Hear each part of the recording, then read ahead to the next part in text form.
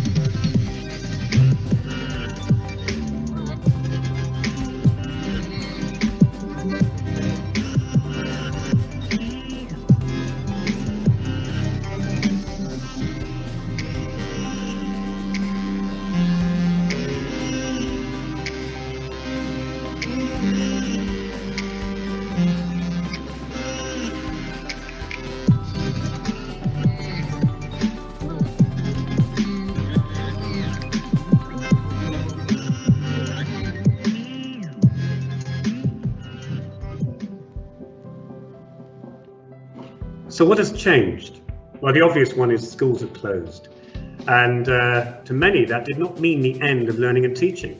What it did mean is lots and lots of schools had to galvanise themselves into action and try a new approach, which was with distance learning and online learning. Obviously, within that, technology became really important. Technology in that suddenly we were relying on it a lot more. And with that, the questions of did we have the technology in schools to handle that? And also, did our students and parents in their homes have that technology to be able to cope with this as well? It meant the school-home partnership changed. Suddenly we were reliant on our parents, particularly our parents and guardians, being there as learning assistants, as people who were facilitating the learning for us as well, making sure that things were happening within the household. Examination culture took a big hit. As you all know, the CAIE had to very quickly pull the physical examinations, and in doing that, had to think of a different way around how we assess. And for many of us, we may be thinking, well, hang on, have we monitored enough throughout the year? Have we assessed soundly throughout the year? What if this happens again? You know, also, another thing that was mentioned by one or two people is the future online examination. I'm not here to answer that question, but I know that it's one that's been put forward in the last couple of months. Mentoring, you know, what do we do about students at home where they have that distance, not just from teachers and the school building, but also their peers, the people around them? And finally, that brings us to a very crucial part of this, well-being. You know, how is it, you know, the well-being of individual students, but also the well-being of the teachers? It was a whole different world of how we look after each other in this very unique situation. So what needs to change now? Well, there's a quotation in front of you, which is about traditional schooling. Now, this debate has been going on for years. You know, is it right, this sort of didactic, standing in front of the classroom and with the whiteboard as it now is, or the blackboard as it was, and just in a way, sort of just giving information? And is that the right way? Is that the only way? Now, the solution of buying technology, as it said here, has also failed to have significant impact. The thing is, people tend to buy IT and think that's the solution. It's what you do with the software, it's what you do with the hardware that makes all the difference. What needs to change now? Well, again, as Eric Hoffer said here, it's interesting that we have always been teaching for the now and not necessarily for the future. And this is something we should have always been doing. And in a way, the world that lies ahead of everyone in 20, 30 years' time will be very different from the one that we now inhabit. Now, as you say, we often find a way, you know, the learned, the people who have understood innovation, tend to be the ones that look ahead. And it's made us look ahead very, very suddenly. So what needs to change? I think John Dewey's quote here is pretty self-explanatory. Why do we teach for the now when we should actually be facilitating students for the future? So what needs to change? Well, first of all, leadership and learning, the two of them are linked. And it's interesting who this quote is attributed to. John F. Kennedy. And there was a leader who understood that at a relatively young age, he was, in effect, the person who was seen as the #1 leader in the world. And he had so much to give, but he also still had a lot to learn. And he understood that. And I think the best leaders know that we have to learn. And all of us are learning at the moment. So what needs to change? Well, it's true to say that we are at the moment, as I've already said, we're preparing people for a world which isn't going to be the same as now in 30 years' time. You know, it is true to say that we cannot predict exactly, but we do know that what works now might not work in the future. So what does need to change? It's actually important at this juncture that we challenge ourselves, that we look at what we're doing. The teaching profession is very interesting in that you often walk into it. Some people, to be fair, just stumble into it. You know, we don't always choose it. And it's just something that happens to us. And we think, okay, we're here now, what do we do? And 30 years later, people are still in the profession. And yes, they've made a change to students' lives. And what they have done is an incredible duty to society in general. However, are we the same teacher as we were 30 years ago? If we are, then we shouldn't be. Our learners will change us, but we need to challenge ourselves. And that's why it's really important at the moment that we look at what's worked before, what may work in future. So what do our learners actually need to learn? Well, they need to learn to learn.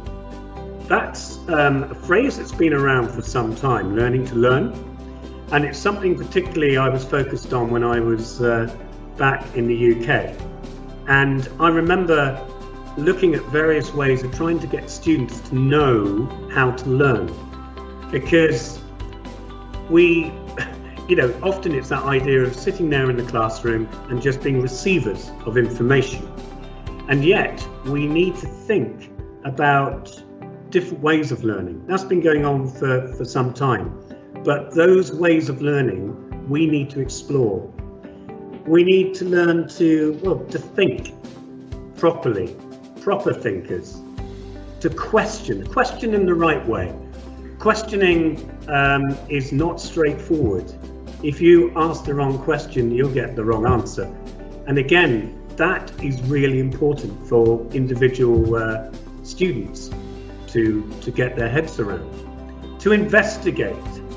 Now, investigation is incredibly important because you may have a problem that you then need to solve, and there may not be a set solution or a set way to get to that solution.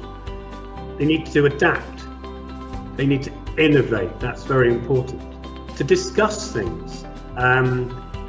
Discussion, doing things in isolation. People once said, oh, you know what? The future classroom will be at home. Well, that actually negates the power of the community, the power of students around each other, being able to learn from each other, and the power of the teacher being a facilitator of learning.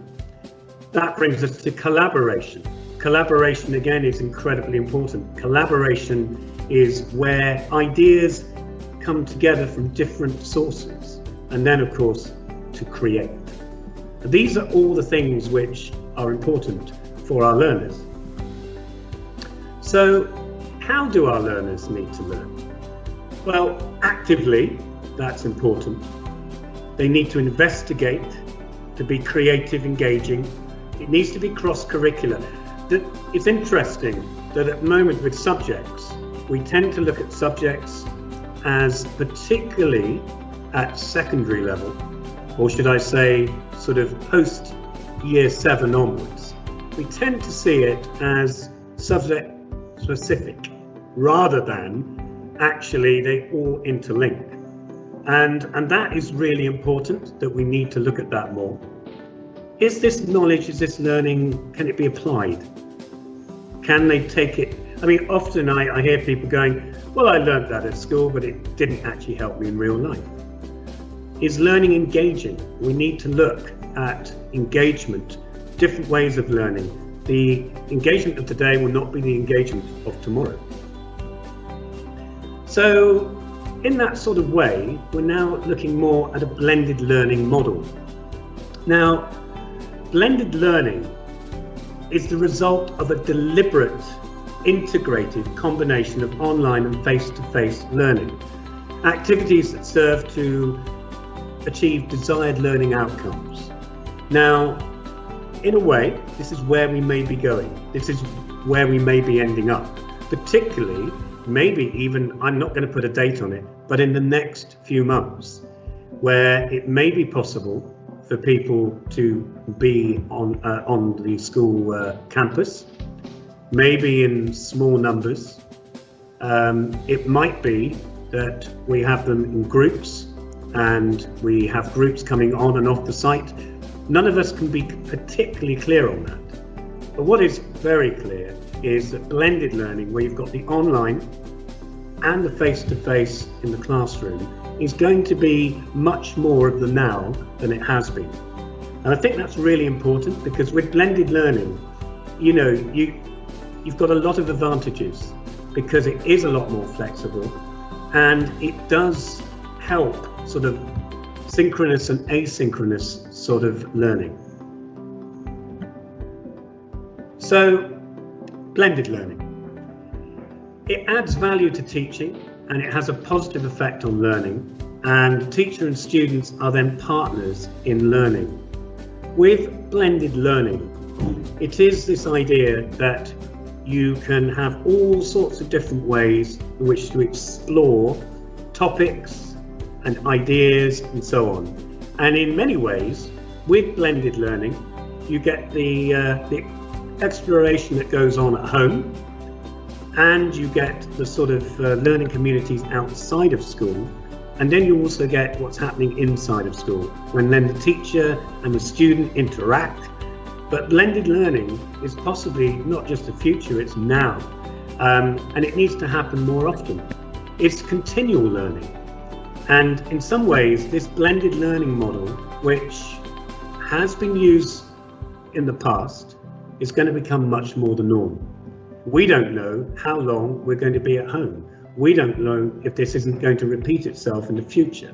Nobody at the moment knows particularly what's going to happen in the next 2 years. I've been having conversations today, and people have been turning around and saying, well, you know, we could be in this situation for maybe 3 or 4 years. We do not know. And I'm not here to give you a definitive on that. And not even our scientists know the answer to that one. But what is very clear is the partnership in learning, the blended learning, home and in school. So what is blended learning? We've heard a lot about it. Well, actually, in a way, they say here 30% to 80% of learning outcomes can actually be delivered online.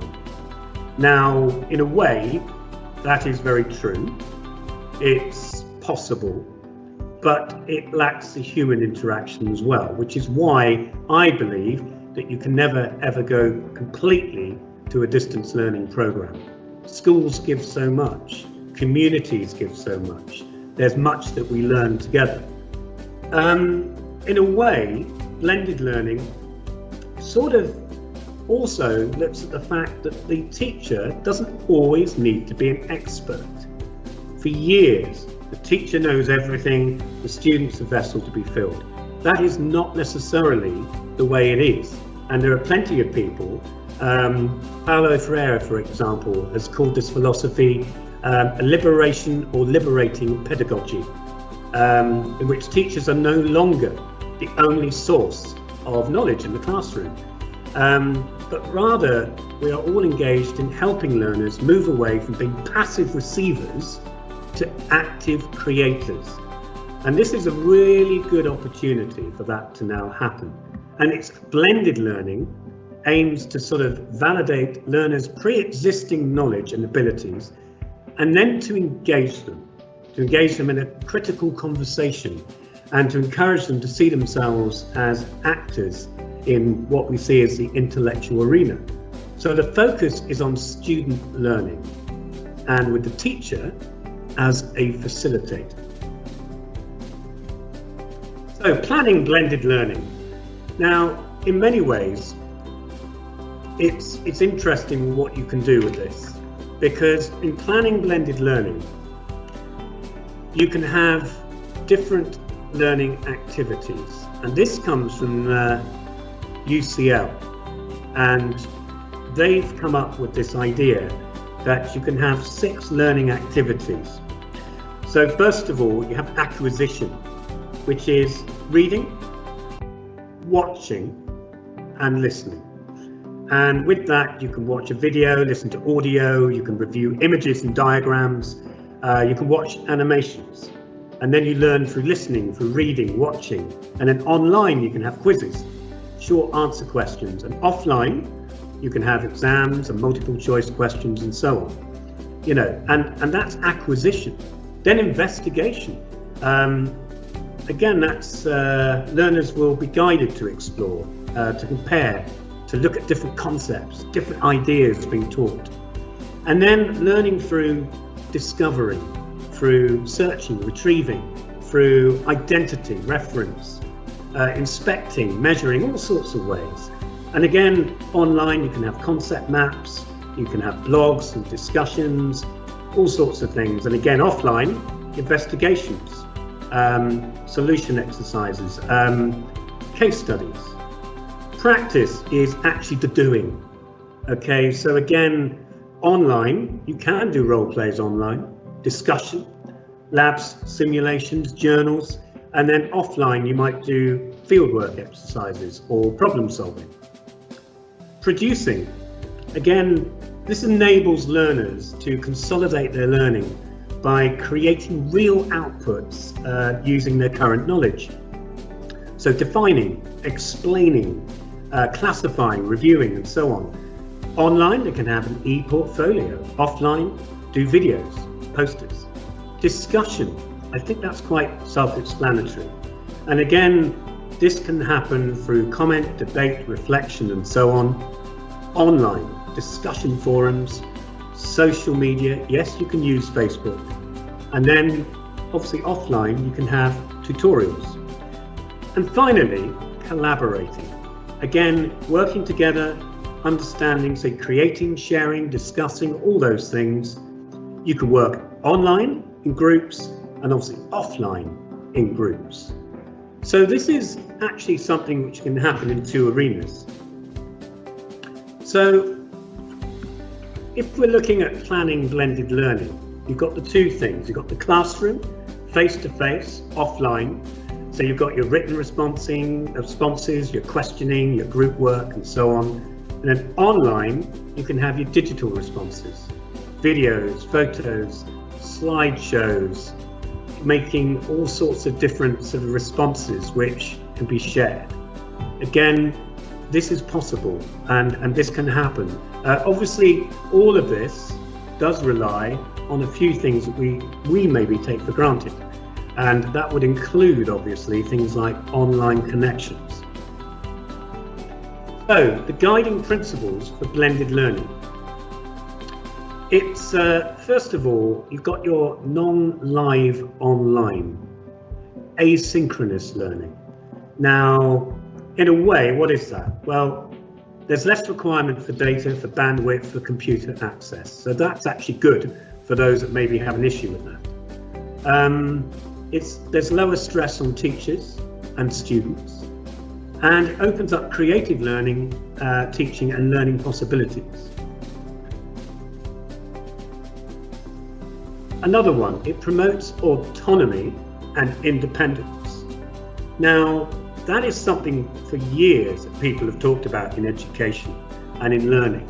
The idea of independent learners. And how many times do we turn around and go, they just can't think for themselves? It's not something we necessarily think about a lot, because again, and you can see, talking about thinking, we don't think about that a lot ourselves, is why are we not encouraging that independence?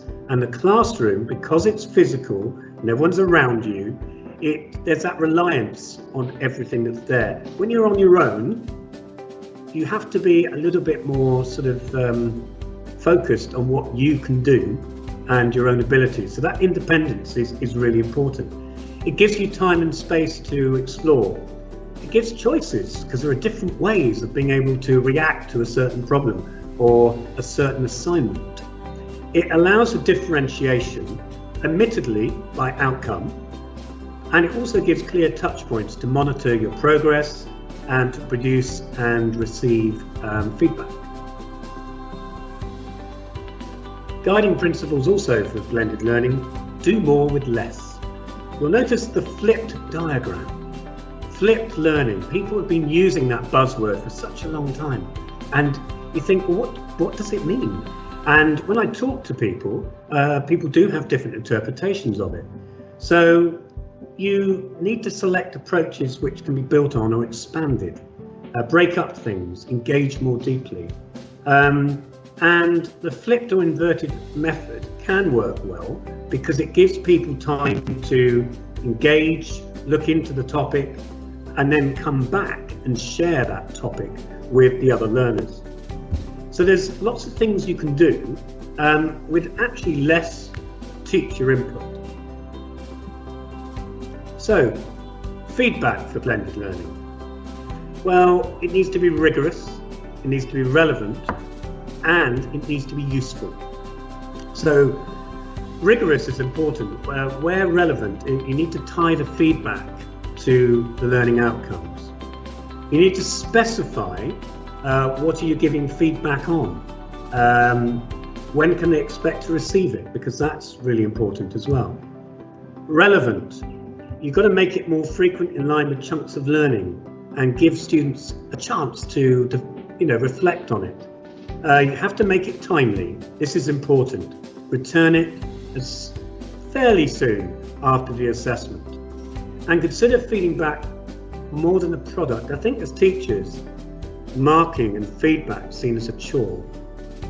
It isn't. It's so intrinsic to learning. Without it, learners may become stagnant. It is absolutely imperative that feedback is given. And, you can do it as a process which can help them to engage with that learning even more. It needs to be useful. The feedback needs to be part of the process. So what happens next? Where do we go with this? You need to use feedback to set goals, maybe 1, 2, 3 goals. Where do we go next? And there needs to be a central place for delivering feedback that's easy to manage. And you must notify students when feedback is available. I'm sure we all have stories of exercise books, as often they've been called, being piled up for 2 or 3 weeks without being marked. And we all know that if you do that, the learning then becomes a bit, it doesn't happen because there's no feedback to progress from. So secondly, feedback for blended learning must involve your students. So you can explain the assessment, negotiate it with the students, and then build their reflective activities into your feedback.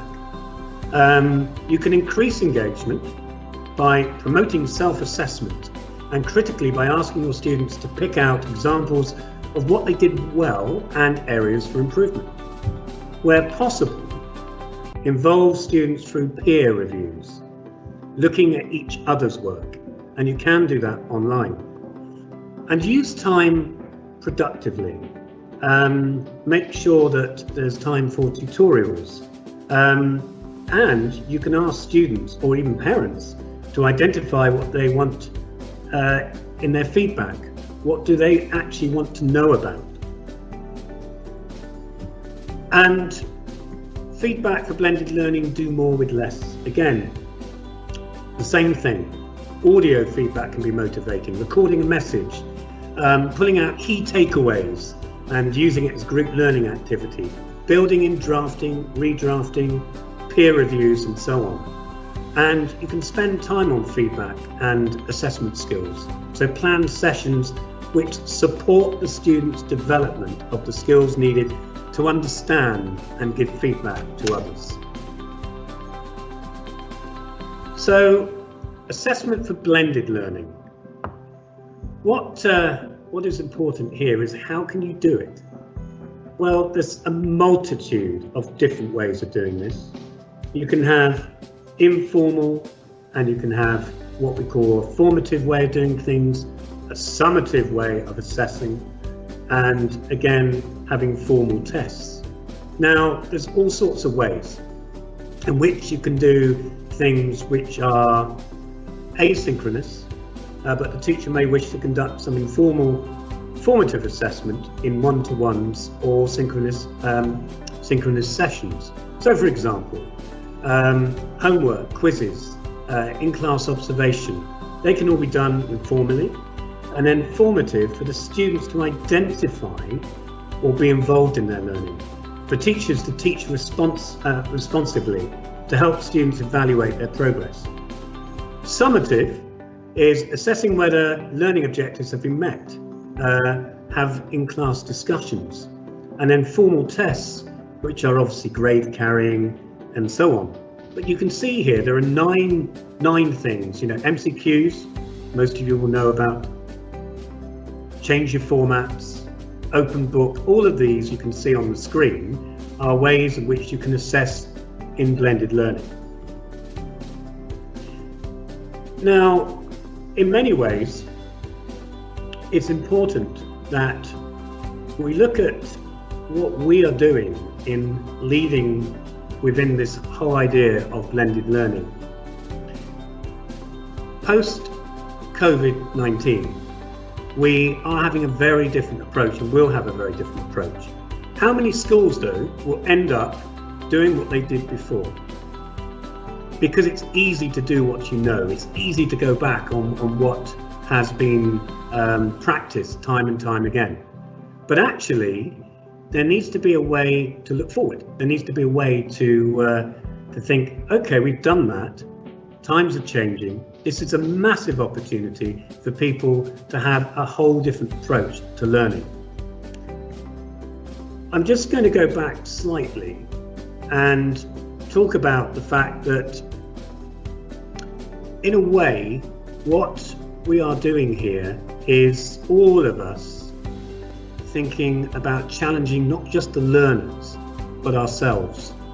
When we come back to school, will we be the same teachers that we were beforehand? Many of us, yes, but we need to use the opportunity to change. We need to look at all the plethora of different opportunities and learning opportunities there are out there. So going back to leadership characteristics, yourselves, you're leading learning in this time. And the first thing is you have to have a consistent approach. You have to make sure that students know what is happening.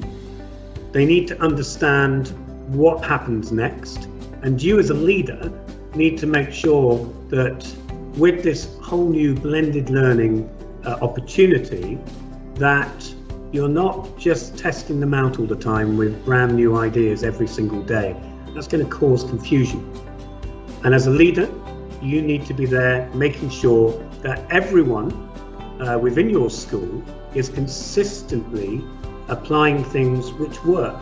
And then within groups, you can debrief and look at what will happen next. That brings us to clarity. Now, clarity and clearness in where we're going is incredibly important. If you don't have that clarity of vision at the moment and you have a confusion, I have observed what's going on around the world, and people make decisions and then they have to change it, because that is the nature of what's going on around the world. But you do need to have a clarity, and often that is, you need to step back a bit and think, okay, schools may start in October with students coming back in, but what are we doing in the meantime? And how are we assessing those students? And how are we communicating that? Because again, people need that clarity at this time. Leadership, another one, is very much to do with commitment. Leaders need to be committed to the change that's taking place. They need to understand that now all of us are in an amazing opportunity to be able to push learning forward in a way that's never been done before. But we need that commitment to it and not just fall back into our old ways. That's easily done. And I'm sure maybe in a year's time, possibly, if there is a vaccination or whatever, we don't know. I don't have a crystal ball. However, are we going to be able to, in the future, look back at this time and see it as a time that we really took advantage of changing the way that we think and the way that we learn and the way that we teach. Being collegiate, number 4, is important. Yes, you may be a leader. I mean, some of you here are teachers, parts of teams, but you all need to be using each other. I as a principal of a school, do not have all the answers. Far from it. I'm only as good as my team and the people around me, all talking to each other at this time. We've had meetings going on online, people sort of collaborating with each other, and that's really important. And before this, I'm now doing things I would never dreamt of doing 3 or 4 months ago. And that's because I've been listening to colleagues, listening to my team, and we need to be doing that moving forward. Courage. You may think that's an interesting one. We have to take the courage here because obviously at some point we're going to have to open schools. So that's one courage, in that how are we going to open? Which procedures are we going to follow? And how are we going to ensure safety? But the other courage is to have the courage of moving forward with new ideas. Take this opportunity. It'd be so easy to drop the ball here and just say, you know what? I'm going back to type. I'm going back to the way I was before. Change agent. This is the time to change. This is the time, the opportunity to make sure that the people within your team will change. And, you know, it's a time to question each other and say, you know, don't forget this model of learning and teaching was set up during the Industrial Revolution, at a time when it was a very different concept of what learning and teaching was about. And in a way, we're doing things that were being done back then. We still have people sat in neat rows in classrooms, all talking to each other at sometimes, and the teacher talks and we listen to the teacher, they set an assignment and off they go. Now is the time to change that. Now's the time to explore different avenues. Community focused. Our community can lend so much at the moment. They can give us so much. I've had lots of excellent advice of parents and of people who are connected with my school.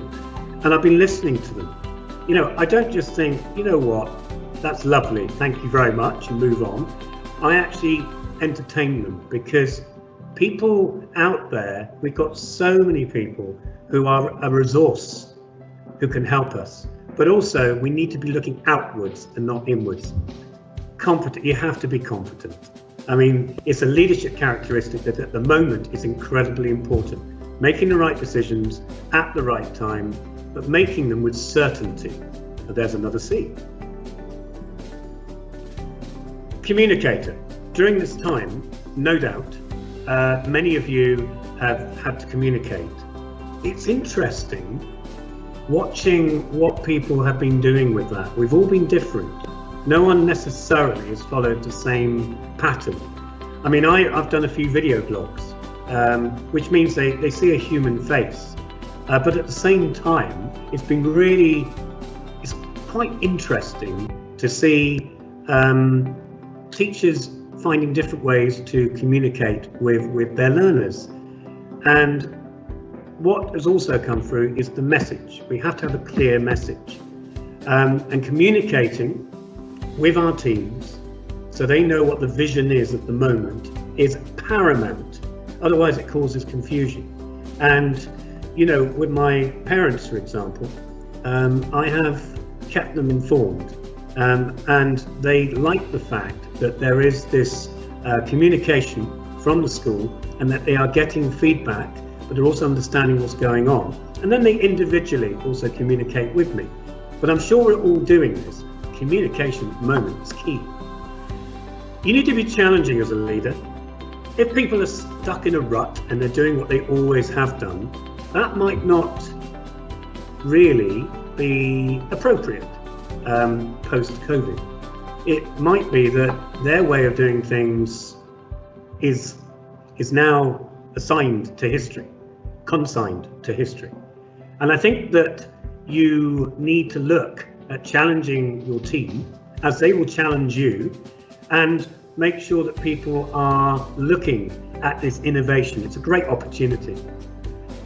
You need to have confidence in the decisions you're making, because particularly at the moment, it's difficult because it's easy to, I'll use the word dither, and think, well, what am I going to do next? But the thing as a leader, we need to be clear where we want to go and take on board what our team is saying, what our parents are saying, what our students are saying, and then moving forward with confidence. Be creative. Now's the time for that creativity as a leader, to be thinking, not just, I think it's interesting actually, because you talk about online learning, it can be stuck in a rut in the same way that classroom learning can be. And again, we've got to think there's a plethora of different things that people can explore and do. And, you need to use the online as well as the in-person. And together, I would have thought, and in fact, I'm exploring this now, I can see the possibilities are pretty endless. A leader has to have character. They have to make sure that they understand people, but they also come with humour. Humour is important. And also have that sort of thing where character, meaning character building, meaning using the opportunity to improve your own way of doing things, to change the way that you do things, and also to learn from the lessons of now, because all of us as leaders are not the finished article. To have candour, to make sure that you understand in many ways you're doing these things in the right way. You are making sure that your way of approaching is appropriate, that you are able to read a situation, that you don't just go in and, the way you would have done before, and you act in a way which is reflective. Connections, it's making connections between things, it's making sure that you connect the dots, if you like, but also making sure that you connect with people. It's so easy at the moment for us to be all disparate, to be out there, not to be talking to people, not necessarily to be isolated, but we need to maintain our connections. And that is very important, that the leadership team are doing that, but also the students are doing that with each other. My team have been doing all sorts of different things, and where they've been contacting and talking to individual students and teachers, and those connections have continued. Now, this final C is, in some ways, one of the most important. We need to be caring. It's so easy at the moment to disconnect. It's so easy to be isolated. It's so easy to think about ourselves. Most people on here will be not only teachers, but many of you will be leaders. And it's showing care to your students, to the families, and obviously your own team, to the teachers. And it's that care which will bring people very much together in this time where you can be quite disparate, together as a community, which is another C, of course. So there's a lot that we need to do. There's a lot we need to reflect on.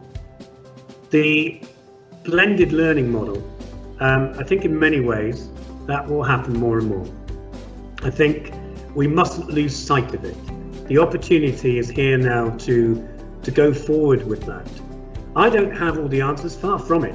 And in fact, I'm exploring as much as you are. But it is a great opportunity for us to realise that learning changes, because that's what learning is about. And thank you for listening to me reflect, if you like, because this is my own reflection as well, on how things have changed and how things will change post-COVID-19. Thank you very much, Simon. I just want to make it a bit clear to everyone listening that this is not a repeated webinar. I've been getting some questions about whether this is repeated. We had to reschedule from last week because there was some technical problems at our end, and Simon has been very kind to agree to let us reschedule this. So that was absolutely fantastic, and I'm sure everyone enjoyed it as much as I did. We've got these questions here for you, Simon. So there seems to be a very popular question. Alia, Sara, Sadia, and Jahanara, all four of them have asked a similar question. How do we keep learners engaged and avoid distraction during online classes? That's a very good question. Often when someone says a very good question, they're stalling.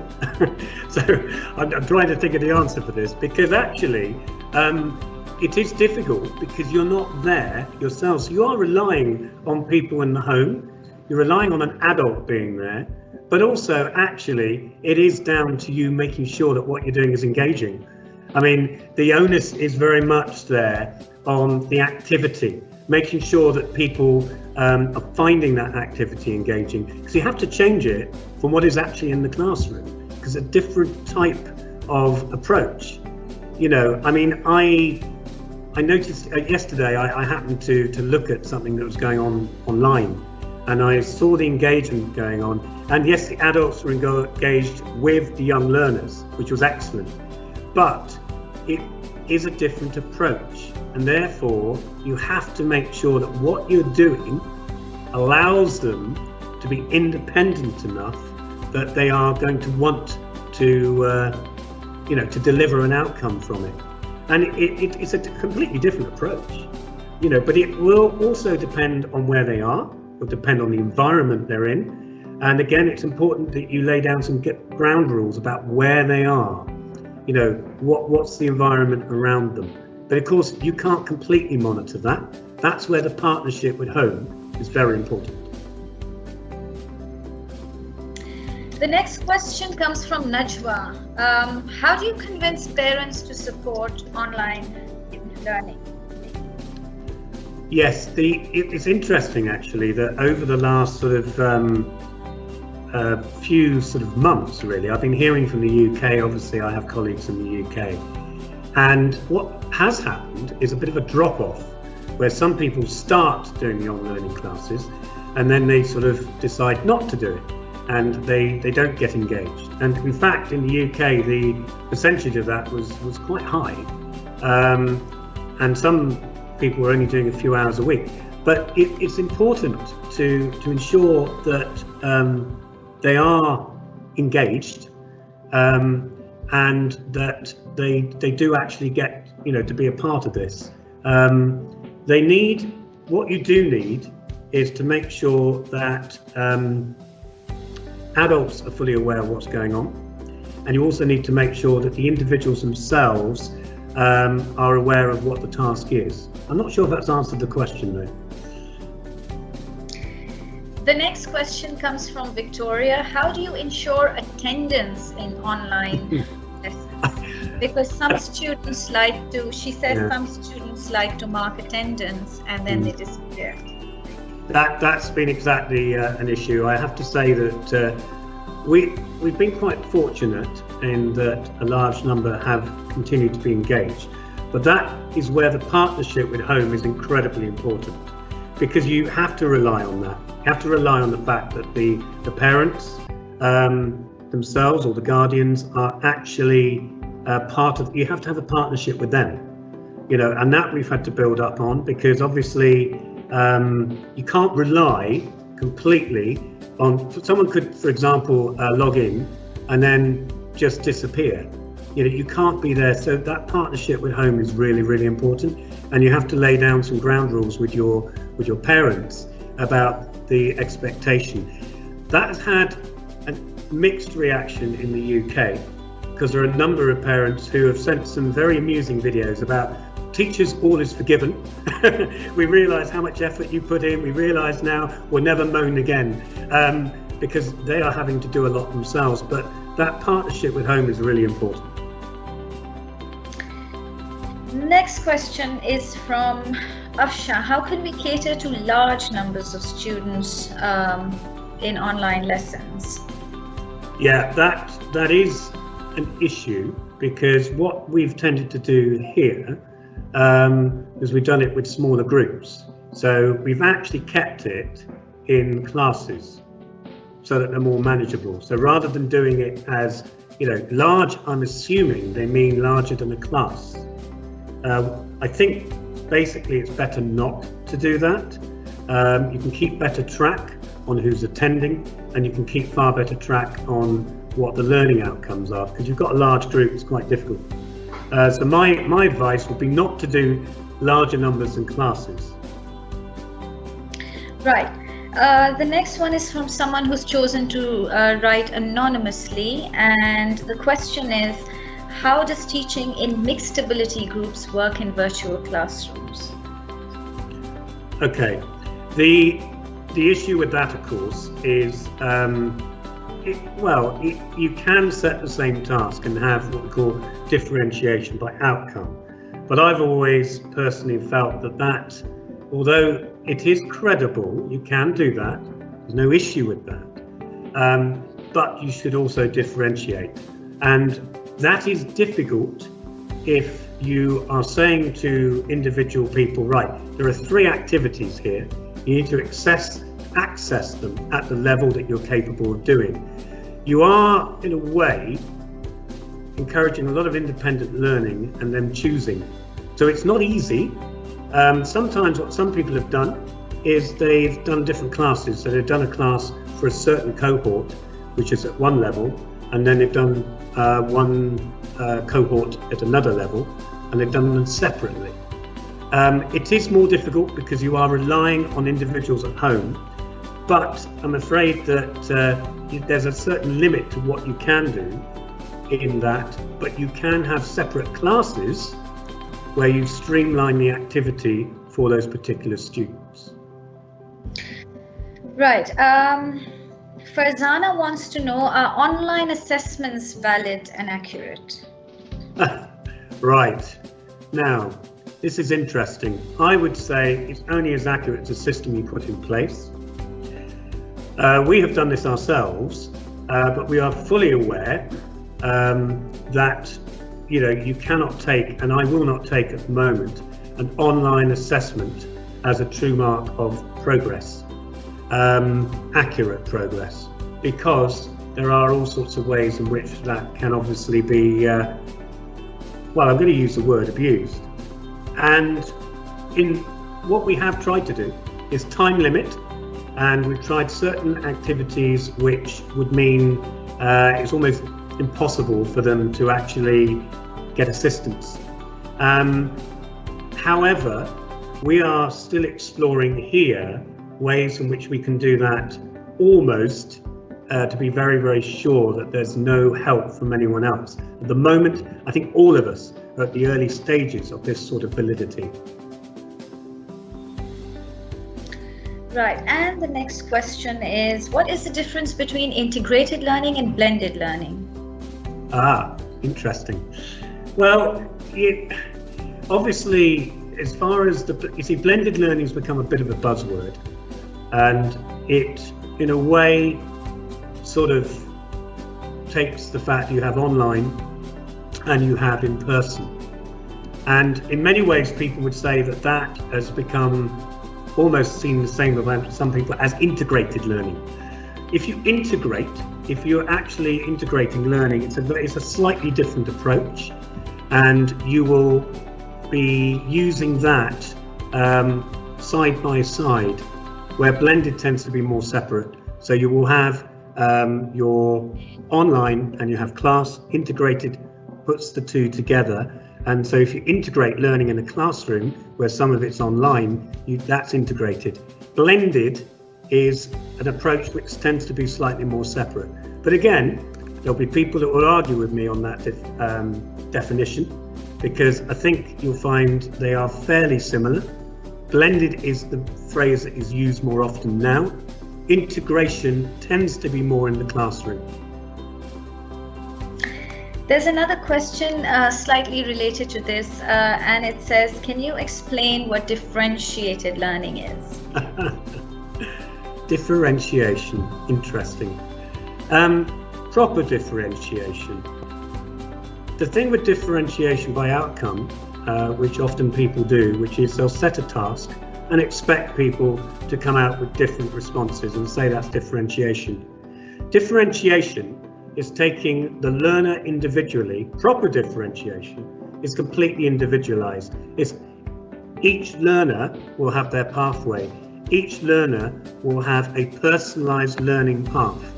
And that is quite difficult, in fact almost impossible to do in a classroom situation if you've got 28 learners. And so what tends to happen is differentiation by outcome. But proper differentiation is mapped to the individual learner's capabilities and their attainment and to their targets. And if you had proper differentiation, it would be totally personalized. As I say, that's very difficult to do in a classroom situation. I've seen it done. I've seen 28 students on different pathways in one classroom, but that takes, that would have to really happen within the classroom situation, and no less than 5 learning support teachers.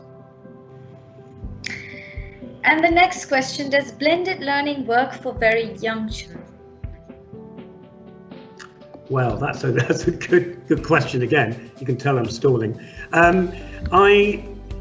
I think with the really young ones, we have tried it. We are doing it, and we find that they have responded. But obviously, their parents are very much a part of that process, and that does rely on the parents themselves giving up time to do it. So really, it will be differentiated, and it will depend on home support on those situations. So it's not impossible, but it does need a lot more parental input than obviously for older students.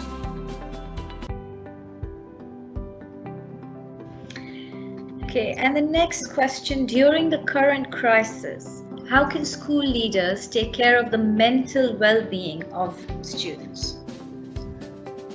That's good in that we have a wellness counsellor at the school here, and we have asked them, particularly we've given them a remit, not only them, other people as well, to be accessible, but also to check in on families and check what is going on, because at the moment the issue with that is connection with school.